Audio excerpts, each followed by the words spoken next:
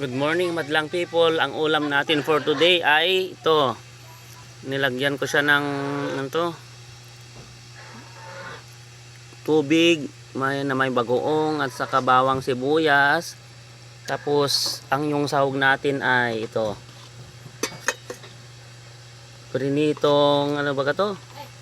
Dilis. Tapos ito yung ilalagay nating gulay.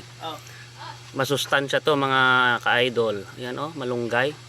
Meron pa nga siyang mga kanya, yung tawag na dyan sa English niyan is stem Sarap yan, masustansya sa katawan, pangpalakas. Tapos ito lang yung aking lulutuin ngayon.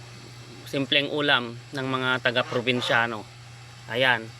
Tapos ano pa? Yan antayin lang natin na kukulo siya kasi matagal kasi kawali kasi ito Ayan ayan Pasensya na po sa mga background na nakikita. Hindi pa naglilinis itong si Mr. Singkit.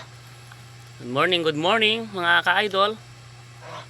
Ayan. Pag nakulo na to, pag nakulo na ito, ilalagay na natin itong malunggay. Tapos pag nakulo na, ready to eat na mga ka-idol.